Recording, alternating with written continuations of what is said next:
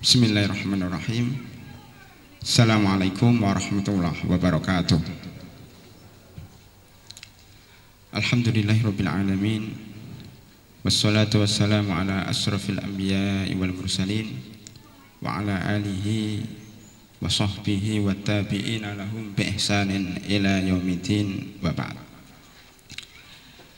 Para hadirin dan hadirat, para asatidzah, kemudian para pejabat negara dari Bapak RW, Pak Lurah dan atau yang mewakili Pak RW dan Pak RT dan seluruh jajarannya. Alhamdulillah kita ucapkan syukur kepada Allah Subhanahu wa taala di pagi yang cerah ini kita bisa menghadiri acara peresmian asrama pesantren tinggi Al-Islam. Saya selaku Direktur Pesantren Tinggi di bawah yayasan diamanati untuk megang pesantren ini sejak tahun 2008. Walaupun pesantren ini sudah berdiri sekitar 2005. Jadi pada angkatan ketiga tepatnya kami memegang pesantren ini yang sebelumnya dipegang langsung oleh Ustadz Farid, Ketua Yayasan sekaligus Ketua Pesantren. Untuk pembagian tugas maka beliau memegang pesantren, terus mengembangkan bangunan-bangunan, mengembangkan asrama-asrama sehingga kita lihat seperti ini. Mungkin kalau beliau masih megang Ketua Pesantren mungkin nggak ada bangunannya Pak, karena sibuk ngurusi pesantren. Makanya ketika pesantren itu sudah tidak diurusi beliau ngurusi yang di luar. Alhamdulillah dengan izin Allah Subhanahu wa taala bangunan ini terwujud. Ya. Jazakumullahu khairan katsiran. Pada tahun pertama dan kedua program pesantren masih sangat sederhana, ya. Kemudian kita kembangkan pada angkatan ketiga, yaitu memulai mewajibkan semua mahasiswa untuk menghafal 30 juz. Sekarang sudah sampai angkatan ke-9. Jadi jumlahnya yang lulus kira-kira sekitar 200 orang sudah lulus dari pesantren dan sudah menyebar ke seluruh Indonesia. Yang paling banyak di sekitar Kampung Sawah ini. Banyak sekali alumni-alumni yang ikut berperan di dalam mencerdaskan umat, ya, termasuk jadi pengajar TK, pengajar SD, bahkan imam masjid, ya, dan lain-lainnya. Ini dengan izin Allah Subhanahu wa taala dan berkat dukungan dari masyarakat dan lingkungan sekitar. Kemudian kita kembangkan setelah mewajibkan semua mahasiswa di situ untuk bisa menghafal 30 juz. Karena saya berpikir kalau pesantren itu dikhususkan untuk menghafal Al-Quran, insya Allah berkah. Dan saya mengira adanya asrama para asatidzah, para guru dan asrama yang baru ini mudah-mudahan karena berkahnya mahasiswa yang menghafal 30 juz. Mungkin tidak ketahuan, tetapi insya Allah itu karena berkahnya mereka menghafal Al-Quran 30 juz, ya. Karena kalau orang terus-menerus menghafal Al-Quran, mempelajari kitab-kitab Allah, itu turun berkah dari langit walaupun tidak terasa. Ya mudah-mudahan itu karena berkah Al-Quran 30 juz. Kemudian setelah itu kita membuka cabang setelah pesantren tinggi Al-Islam. Pesantren tinggi ini kan khusus mahasiswa alumni SLTA yang kita godok selama 2 tahun mempelajari menghafal Al-Quran 30 juz.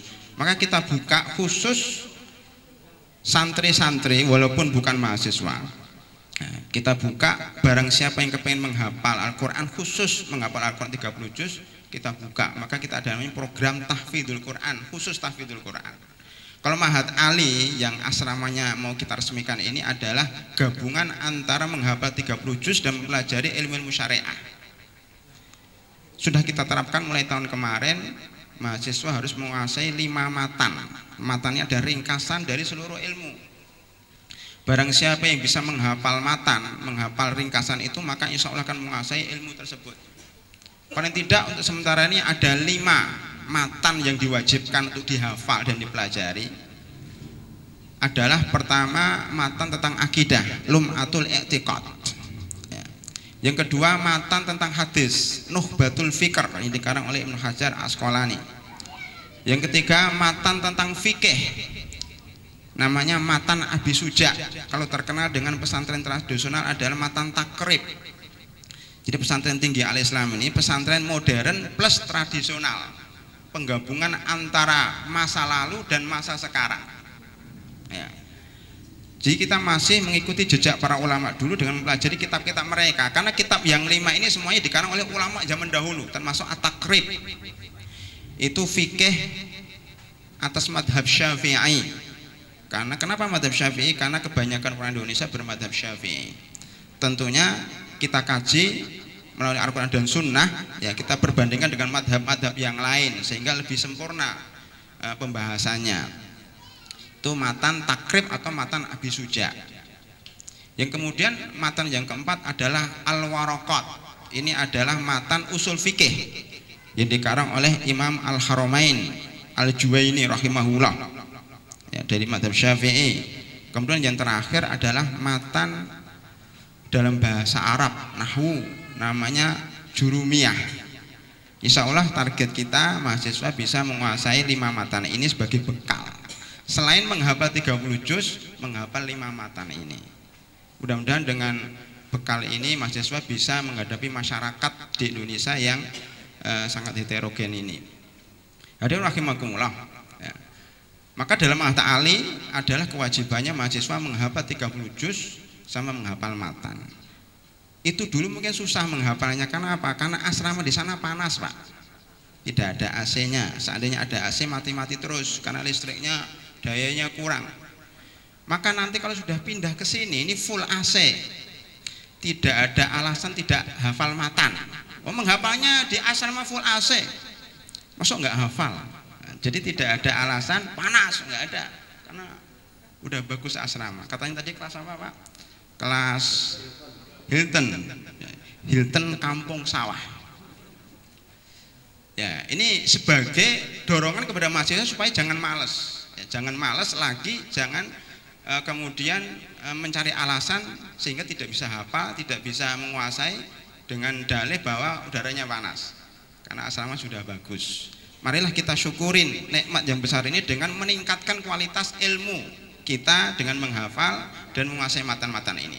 Ini mahat ali. Kemudian yang kedua kita khususkan tadi yang tahfidzul Quran 30 juz ya, tanpa menghafal matan. Ini bagian tidak tahu bahasa Arab. Karena mahat ali ini khusus yang paham bahasa Arab.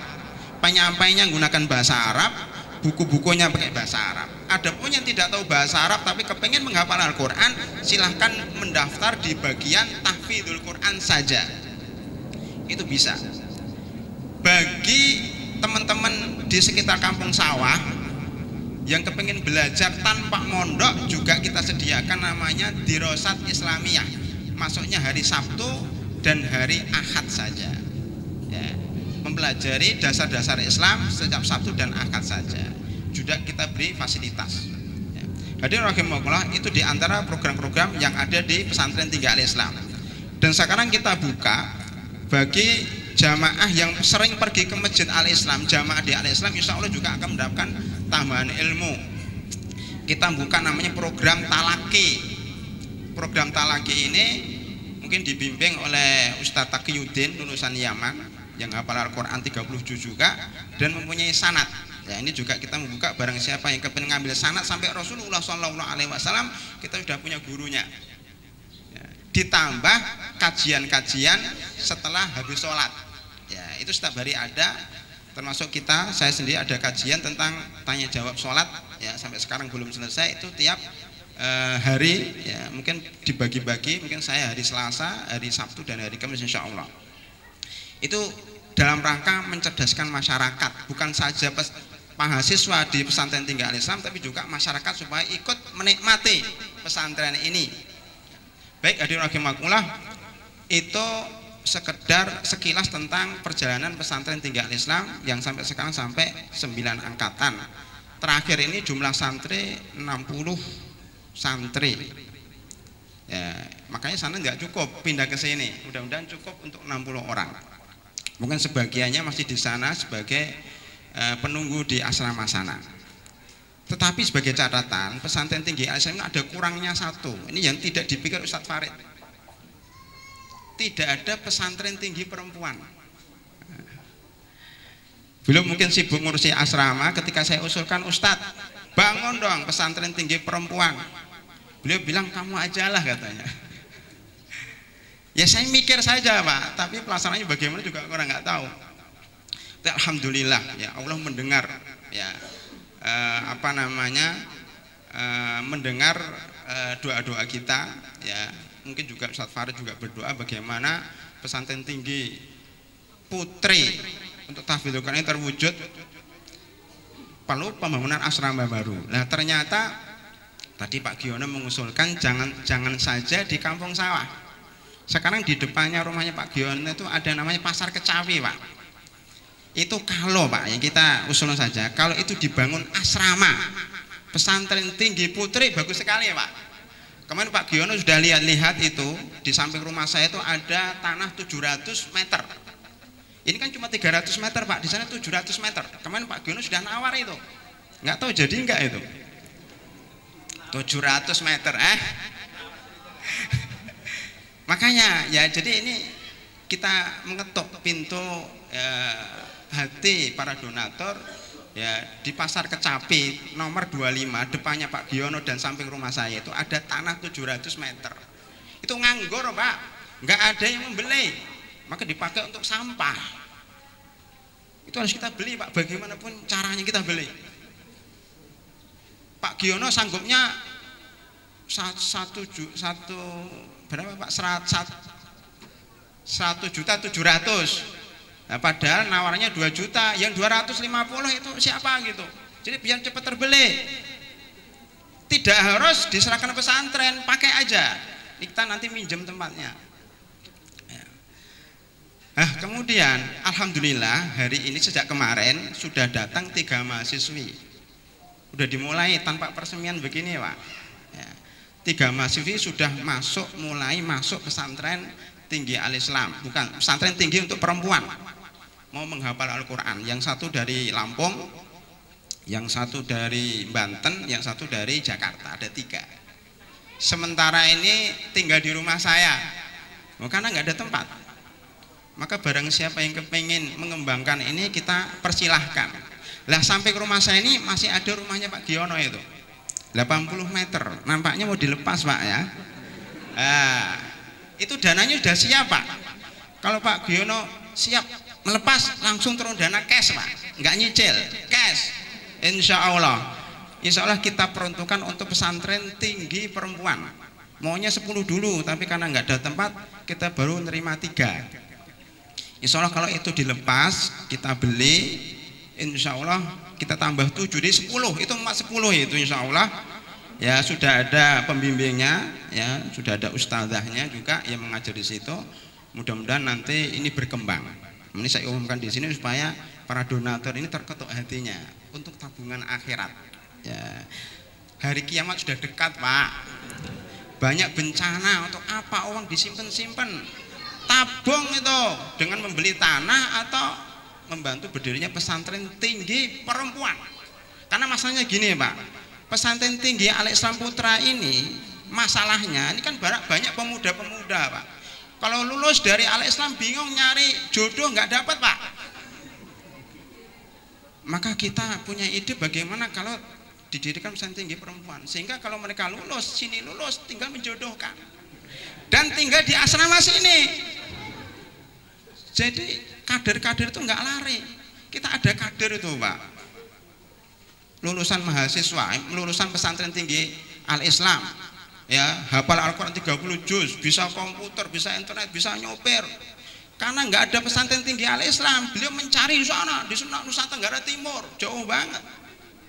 Coba kalau kita berikan jodoh dari pesantren tinggi perempuan, insya Allah di sini kita kehilangan kader itu ya, karena menikah di tempat yang lain. Ya mudah-mudahan pengumuman saya ini bisa disambut oleh sebagian yang hadir ini. mudah-mudahan pesantren tinggi Al-Islam ini lebih sempurna ya. Di sini pusatnya, nanti dikembangkan di sana. Di sana ada Pak Giono, ada saya, kemudian nanti mudah-mudahan karena tanah samping kanan itu kosong, samping kiri itu Pak Giono punya, kemudian sampingnya lagi kosong itu disewa orang Madura untuk toko kayu itu sewa, itu mudah-mudahan ke depan bisa kita sewa jadikan pesantren tinggi perempuan. Demikian, mudah-mudahan yang saya sampaikan ini bermanfaat dan bisa mengetuk para hadirin dan hadirat untuk bisa mensukseskan berdirinya pesantren tinggi Al-Islam laki-laki sekaligus yang perempuan. Lebih kurangnya saya mohon maaf. Subhanakallahumma bihamdika asyhadu an la ilaha illa anta astaghfiruka wa atubu ilaik. Assalamualaikum warahmatullahi wabarakatuh.